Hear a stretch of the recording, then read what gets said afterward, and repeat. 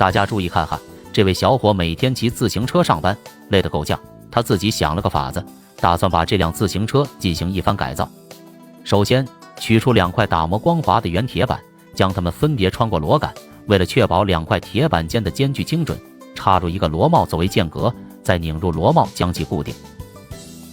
接下来，为了将3块较大的铁板牢固安装在圆板上，小伙在每块铁板的顶部焊接上一个螺帽。他将这3块铁板逐一放入2个圆板之间的缝隙里，同时用螺杆将铁板与圆板紧密连接，将螺帽拧紧。接着，将自行车的座管与钢管焊接在一起，从而增长立管的长度，然后把立管放置在后叉中，焊接固定。而车轴上则斜着焊接一根钢管作为下管，头管横向焊接一根钢管形成上管，紧接着将头管与车架相焊接在一起，从而形成新的自行车车架。随后用角磨机打磨掉焊接点，同时在横杆上焊接2个弧形钢管，形成新的前叉。接下来，小伙拿起喷枪，均匀地喷涂一层亮丽的黄金漆，整辆车架瞬间焕发出金属的光泽。然后，他将1块齿轮安装到前轮的车轴上，同时进行焊接固定。随后，将前轮放入前叉中，并卡进一个 U 型的前叉框架，拧紧螺帽。接着，便是重新把自行车组装起来，这里就不一一说了。至此，车架已全部完成，而真正的技术才刚刚开始。接下来，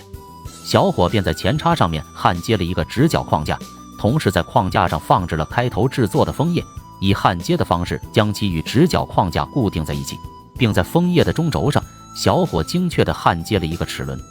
而在中轴的另一端则焊接了一个固定框架，用来安装手电钻。为了便于控制手电钻，他用扎带在手电钻的开关上固定了一个手把，这样便可以轻松地控制电钻的开关和运行。固定好后，再用扎带把手电钻绑在前叉框架上，接着便可以把车把与手电钻上的开关连接起来。通过这条连接线，车把与手电钻的车把相连，形成了一个直接的控制通道。通过拧动车把上的油门，便可以灵活地调节手电钻的转速，从而控制整个助力系统的输出。至此，这个前驱助力车便大功告成，开启手电钻时枫叶带动链条，推动前轮前进，形成了一个高效的动力系统。当手电钻停止工作时，枫叶依靠其惯性继续带动前轮滚动，直到完全停下。那么你觉得这个创意如何？满分为10分，你能给打几分呢？